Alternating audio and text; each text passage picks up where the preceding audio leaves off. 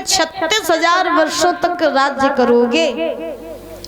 उसी समय आज इंद्र का ऐरावत हाथी मंगवाया और मंगवा करके ध्रुव जी महाराज को उस हाथी पर बैठाया, बैठा करके जंगल से विदा किया। जब जंगल से विदा किया तो आज महाराज ध्यान रखना, इधर अवध के लोगों ने देखा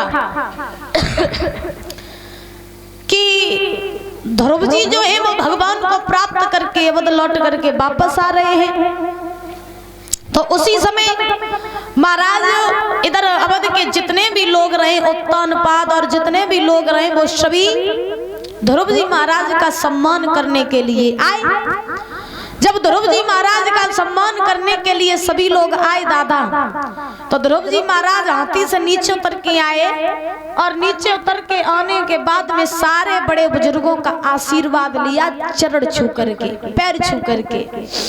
जब पैर छू करके सभी बड़े बुजुर्गों का आशीर्वाद लिया तो सभी लोगों ने ध्रुव जी को आशीर्वाद दिया। देने के बाद में देखिए कहा जाता है कि ध्रुव जी महाराज 5 वर्ष के थे तो हाथी से नीचे उतर के आए और आने के बाद में सबके चरण स्पर्श किए। और आजकल के देख ले जो 20-20 साल के हो जाते, 25-25 साल के हो जाते महाराज, 2-4 पैसा का कमाने लगे जो तो बड़े इनकी सम्मान नहीं करो वो भूल जाते है। आजकल हमने देखा कि लोगों की तो महाराज पूरी बुद्धि पलट गई। आजकल महाराज लोग बड़े बुजुर्गों के पैर छूते भी हैं तो पैर नहीं छूते हैं, परियां छे के छाती तो लगाए ले जय हरि हरि की। हाँ, और जगह चलो परियां में ताकत रहे दोनों झुकी नहीं। आजकल के लोगों को हमने देखा कि महाराज पैर भी नहीं छूते हैं ढंग से, बस घुटने छू करके छाती से लगा लेते हैं। अब ऐसे आशीर्वाद मिलेगा? अच्छा बताओ पैर क्यों छुए जाते हैं? बताओ पैर क्यों छुए जाते हैं? बताओ दादा, बोलो क्यों छुए जाते हैं पैर? मैया तुम बताओ, तुम छूती हो सास ससुर की? हैं? सही बताओ, को कुछ छुअती सास ससुर के सवेरे उठ के रोज? है? अच्छा सास से लड़ती कौन कौन है? सब लड़ती है, हमें बताए। अब बताओ पैर क्यों छुए जाते हैं? बताओ यज्ञपति महाराज।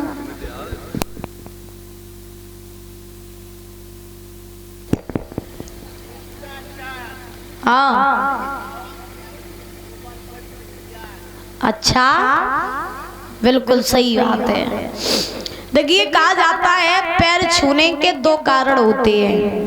बताएं कौन कौन से? ध्यान से सुन लेना, ठीक है? पैर सभी लोग छूते होंगे लेकिन पता नहीं होगा कि क्यों छुए जाते हैं। सुनो, कहा जाता है कि पैर छूने का सबसे पहला कारण ये है कि अगर कोई किसी के पैर छूते हैं तो पैर छूने से बल बुद्धि विद्या आयु बढ़ती है। सबसे पहला कि जब कोई किसी के पैर छूते हैं तो पैर छूने से बल बुद्धि विद्या आयु बढ़ती है, पहला कारण तो ये। दूसरा कारण ये है कि आप जिस किसी के भी पैर छुओगे तो उसके आचरण आपके अंदर प्रवेश करते हैं, उसके गुण आपके अंदर आते हैं। अगर आप शराबी के पांव छुआ तो शराब जैसे गुण तुम्हारे अंदर रहे, जुआरी के अगर पांव छुआ तो फिर बाकी गुण तुम्हारे अंदर रहे। कहा जाता है कि पैर किसके किसके छूने चाहिए और किसके नहीं छूने चाहिए। पहला प्रमाण भागवत जी में ये मिला है कि जो कोई शराब पीते हो उनके कभी पैर नहीं छूने चाहिए, बेशक सामने तुम्हारा बाप खड़ा हो। ये बात मेरी गांठ बांध लेना।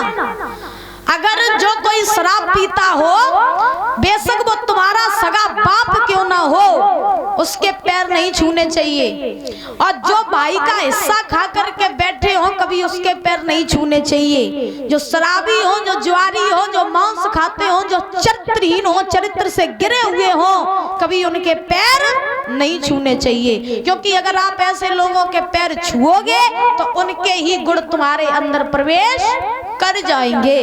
पैर कैसे लोगों के छूने चाहिए? जो विद्वान हो, जो गुणवान हो, जो संत हो, जो महात्मा हो, जो जिनका आचरण अच्छा, ऐसे लोगों के हमेशा पैर छुओ। लेकिन एक प्रमाण यह भी मिलता है कि पैर ऐसे न छुओ कि परियां छू लो, छाती तो लगा लो तो तुम्हारी उम्र बढ़ जाइए। ऐसे नहीं पैर छूने चाहिए। फिर बल्कि कहा जाता है कि जब भी छुओ तब पैर का अंगूठा छुओ। क्या छूना चाहिए? जोर के बोलो। हाँ, पैर के अंगूठे छू करके आशीर्वाद लेना चाहिए। ये बात माताएं भी समझ लें और सुन लें। जब भी सास ससुर के पाए छुआ, पति के छुआ, जाके काऊ के छुआ तो पाए के अंगूठा छुइयो, ठीक है। आजकल कोई सास के पाए नहीं छुअती हो, हमें पता है, बातें जरूर है। बोले गोविंद भगवान की।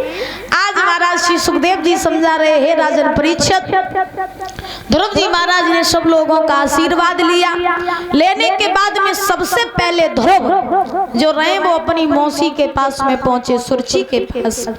जब सुरची के पास में पहुंचे तो सुरची ने ध्रुव को देख करके महाराज दरवाजा बंद कर लिया लज्जा की वजह से। तो ध्रुव जी महाराज ने दरवाजा खटखटाया, मौसी दरवाजा खोलो। और ध्रुव जी महाराज बोले कि मात दरवाजो खोलो और आई लो तेरो सोते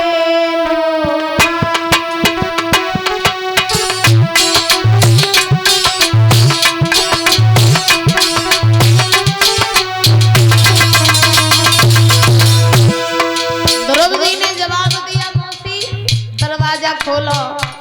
अरे तुम्हें नहीं पता है, आज तुम्हारा बेटा जो है तो जंगल से भगवान को प्राप्त करके आया है। मौसी सुनो।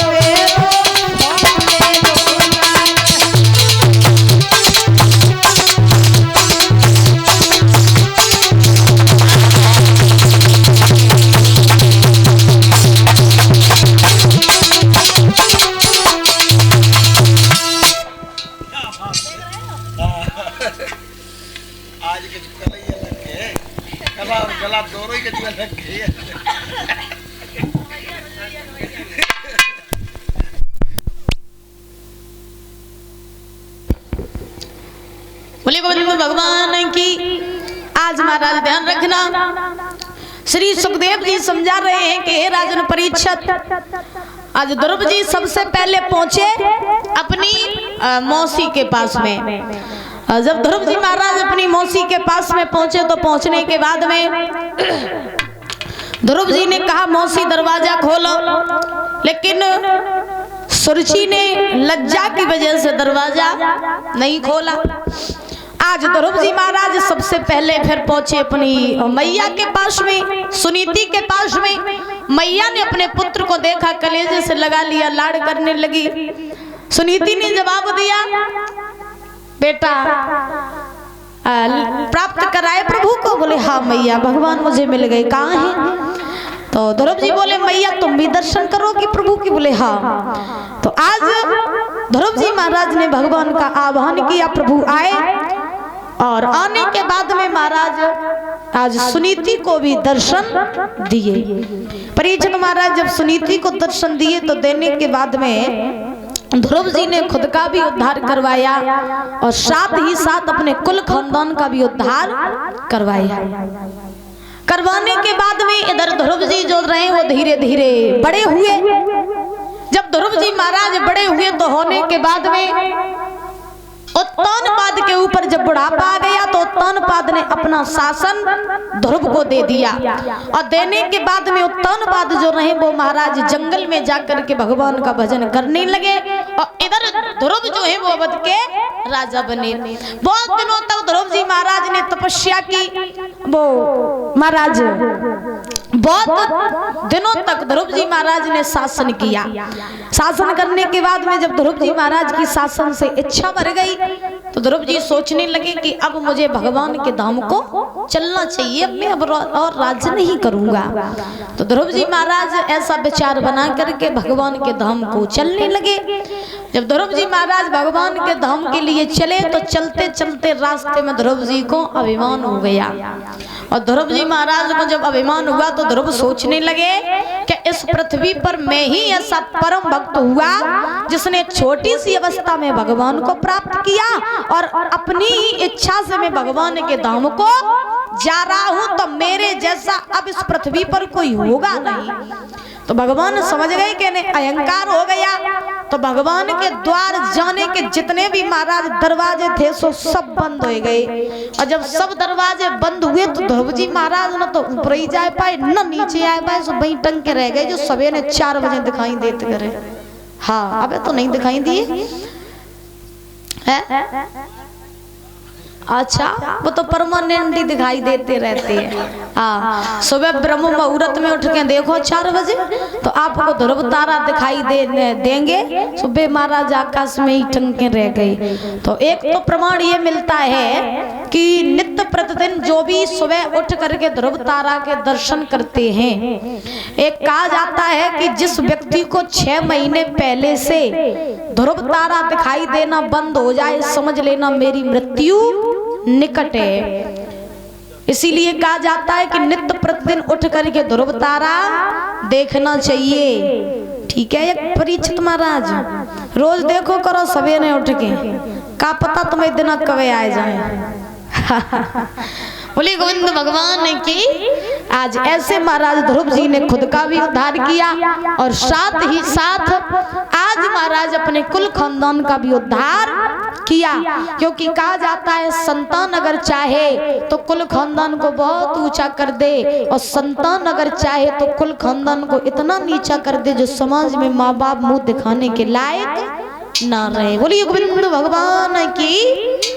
आज श्री सुखदेव जी समझा रहे हैं राजन परीक्षित इस प्रकार से आज ध्रुव जी महाराज ने अपना उद्धार किया, साथ ही साथ अपने कुल खानदान का उद्धार किया।